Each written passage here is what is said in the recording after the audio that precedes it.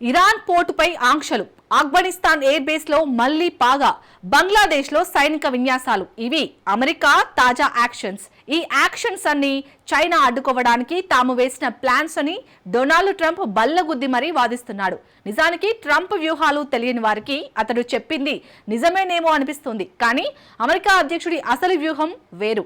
ప్రపంచంలో అరుదైన భాగస్వామిగా పేర్కొంటున్న ఓ దేశాన్ని ట్రంప్ టార్గెట్ గా చేశాడు. ఎంత ఒత్తిడి చేసినా భయపడిన దేశాన్ని చుట్టుముడుతున్నాడు. రష్యాకు అండగా నిలుస్తుందని ఆంక్షలు వేసిన ట్రంప్ ఇప్పుడు అసలు ప్లాన్ ని అమలు చేస్తున్నాడు. ఇంతకీ చైనా పేరుతో ట్రంప్ టార్గెట్ చేస్తున్న మరో దేశం ఏది? ట్రంప్ వ్యూహాలను ఆ దేశం అడ్డుకుంటుందా?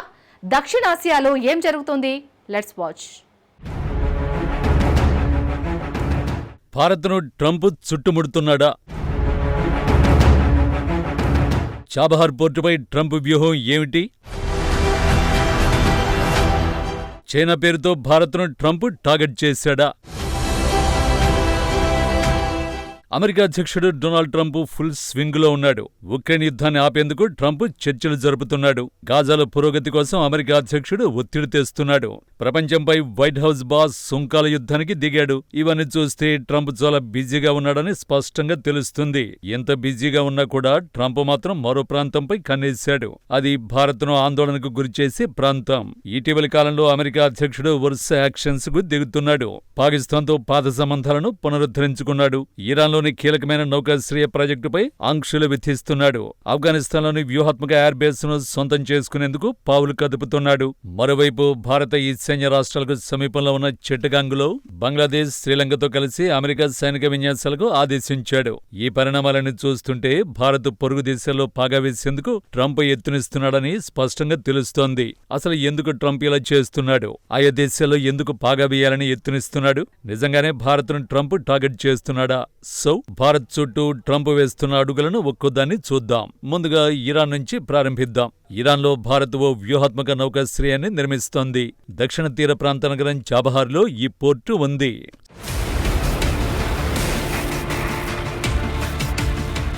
సెంట్రల్ ఆసియాకు వెళ్లడానికి ఇరాన్కు చెందిన చాబహార్ పోర్టును భారత్ వినియోగిస్తోంది. చాబహార్ నుంచి ఆఫ్ఘనిస్తాన్కు సులువుగా వెళ్లొచ్చు. అక్కడి నుంచి సెంట్రల్ ఆసియాకు వెళ్లడం చాలా ఈజీ. ఈ మార్గం పాకిస్తాన్ను అస్సలు టచ్ చేయదు. అందుకే ఈ పోర్టు భారత్కు అత్యంత కీలకమైన రవాణా మార్గంగా మారింది. గత ఏడాది ఇరాన్తో ఢిల్లీ ఓ ఒప్పందాన్ని చేసుకుంది. 10 ఏళ్ల పాటు చాబహార్ టెర్మినల్ను భారత్ నడిపేందుకు ఇరాన్ అంగీకరించింది. బదులుగా భారత్ కొంత నగదు ఇస్తోంది. $12 కోట్ల పెట్టుబడులు, $25 కోట్ల రుణాలు ఇచ్చేందుకు భారత్ ఓకే చెప్పింది. ఇప్పటికే $26 కోట్ల భారత్ వెచ్చించింది. ఇప్పుడు ఈ పెట్టుబడులు ముప్పును ఎదుర్కొంటున్నాయి. అందుకారణం డొనాల్డ్ ట్రంప్. నిజానికి ఇరాన్ ఆర్థిక వ్యవస్థను ధ్వంసం చేసేందుకు ట్రంప్ ఫస్ట్ టర్మ్ లో భారీ ఆంక్షలు విధించాడు. అయితే 2018లో చాబహార్ పోర్టును ఆంక్షల నుంచి ట్రంప్ తప్పించాడు. కానీ ఇప్పుడు అదే పోర్టును ట్రంప్ టార్గెట్ చేస్తున్నాడు. చాబహార్ పై ఆంక్షల మినహాయింపును ట్రంప్ ఎత్తేశాడు. వచ్చే నెల నుంచి ఈ నౌకాశ్రయంలోని సంస్థల్ని కూడా ట్రంప్ టార్గెట్ చేస్తున్నాడు. పోర్టుకు ఆర్థిక సాయం చేసిన టెర్మినల్ను నిర్వహిస్తున్న కంపెనీలపై ఆంక్షల్ని విధించనున్నాడు. ట్రంప్ తీసుకున్న ఈ నిర్ణయం ఇరాన్, చైనాను టార్గెట్ చేస్తున్నట్టు కనిపిస్తోంది. ఇరాన్ నుంచి అత్యధికంగా చమురును కొంటున్న దేశం చైనానే. చాబహార్లో చైనాను టార్గెట్ చేస్తున్నట్టు ట్రంప్ చెబుతున్నాడు.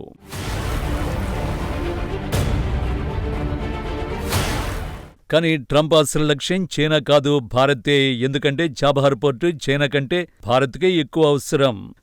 ఈ పోర్టులో భారత్ ఇప్పటికే $26 కోట్ల పెట్టుబడిగా పెట్టింది. ఇప్పుడు ఇక్కడ కార్యకలాపాలు నిర్వహిస్తే అమెరికా ఆంక్షల్ని ఎదుర్కోవాల్సిందే.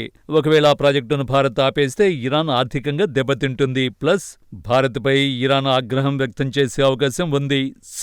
ఇప్పుడు చాబహార్ విషయంలో భారత్ ఏ మార్గంలో వెళ్లాలి? అమెరికా నిర్ణయంపై అధ్యయనం చేస్తున్నట్టు ప్రస్తుతం భారత్ చెబుతోంది. సెంట్రల్ ఆసియాకు భారత్ వెళ్లేందుకు అవసరమైన చాబహార్ పోర్టును ట్రంప్ టార్గెట్ చేస్తున్నాడు. ఇది మొదటిది. ఇక రెండోది ఆఫ్ఘనిస్తాన్లోని Bagram air base. Trump first టర్మ్లో ఆఫ్ఘనిస్తాన్లోని అమెరికా జోక్యానికి ముగింపు పలికాడు. అమెరికా సైన్యాన్ని ఉపసంహరణకు ట్రంప్ అంగీకరించాడు. ఆఫ్ఘనిస్తాన్లో అమెరికాకు ఎలాంటి సైన్యం కానీ ఆయుధాలు కానీ లేవు. అయితే ఇప్పుడు తిరిగి బగ్రామ్ ఎయిర్ బేస్ లో పాగా వేయాలని ట్రంప్ ఎత్తునిస్తున్నాడు. ఆఫ్ఘనిస్తాన్లో అత్యంత కీలకమైన ఈ పోర్టును తమకు అప్పగించాలని ట్రంప్ కోరుకుంటున్నాడు. ఆఫ్ఘనిస్తాన్ కేంద్రంగా అమెరికా తన శక్తిని చాటేందుకు మళ్లీ సిద్ధమవుతోంది. ప్రస్తుతం ట్రంప్ ప్లాన్ ఏంటంటే ఈసారి అమెరికా లక్ష్యం తాలిబాన్లు కాదు, కానీ బగ్రా మాత్రం సొంతం చేసుకోవాలని ట్రంప్ కోరుకుంటున్నాడు. సో తాలిబాన్ల నుంచి బగ్రామ్ ఎయిర్ బేస్ ను సొంతం చేసుకోవాలని ట్రంప్ యత్నిస్తున్నాడు.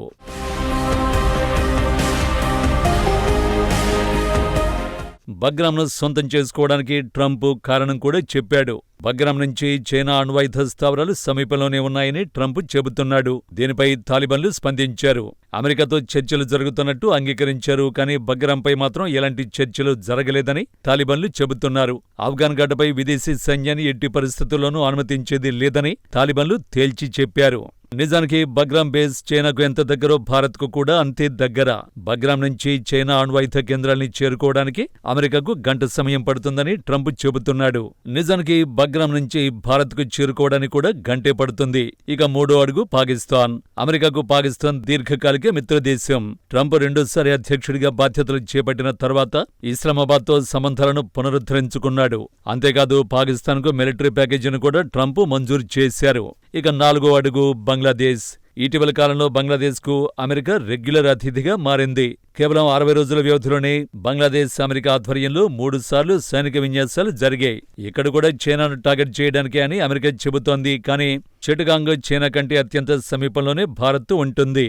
భారత్కు పక్కలో బల్లెంలా మారుతోంది.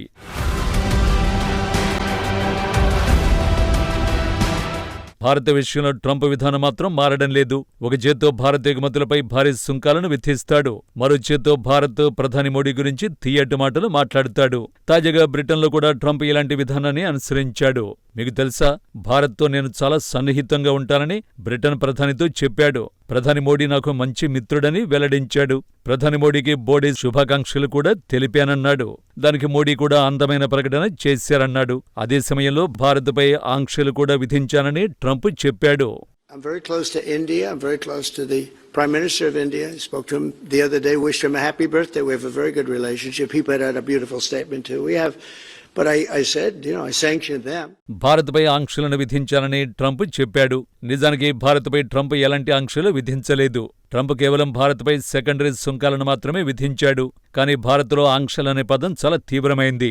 ఎందుకంటే గత శతాబ్దంలో భారత్ భారీ పాశ్చాత్య ఆంక్షల్ని ఎదుర్కొంది. ఈ పదం భారత్లో తీవ్ర ఆగ్రహాన్ని కలిగిస్తోంది. భారత్ ఆందోళనలు, సున్నితమైన అంశాలను ట్రంప్ అస్సలు పట్టించుకోవడం లేదు. ఆపరేషన్ సింధూర్పై ట్రంప్ చేసిన వ్యాఖ్యలు చూడండి. ఆపరేషన్ సింధూర్లో ఏం జరిగిందో అందరికీ తెలుసు. ఇండియన్ మిస్సైళ్ల దెబ్బకు పాకిస్తాన్ మోక్కరిల్లింది. వెంటనే కాల్పుల విరమణకు ఇస్లామాబాద్ వేడుకుంది. దీంతో భారత్ కాల్పుల్ని ఆపేసింది. ఇక్కడే ట్రంప్ సొంత డప్పు మొదలైంది. రెండు దేశాల మధ్య కాల్పుల విరమణకు తానే మధ్యవర్తిత్వం వహించానని ట్రంప్ మళ్లీ చెప్పుకున్నాడు. 7 యుద్ధాలను ఆపేశానని ట్రంప్ చెప్పుకొచ్చాడు. పాకిస్తాన్ ఇండియా ఘర్షణను ఆపేశానన్నాడు. తమతో వాణిజ్యం కావాలంటే యుద్ధాన్ని ఆపమని బెదిరించినట్టు ట్రంప్ గొప్పలు చెప్పుకున్నాడు. నిజానికి ఈ సంఘర్షణ ఆపడంలో ట్రంప్ ప్రమేయం ఏమీ లేదని స్వయంగా పాకిస్తాన్ మంత్రి చెప్పుకొచ్చాడు. పార్లమెంటు సాక్షిగా ప్రధాని మోడీ కూడా ఇదే విషయం చెప్పాడు. ఈ కాల్పుల విరమణలో థర్డ్ పార్టీ లేదని తాజాగా కూడా భారత విదేశాంగ శాఖ వెల్లడించింది. అయితే ఎందుకు ట్రంప్ భారత్ను టార్గెట్ చేస్తున్నాడు?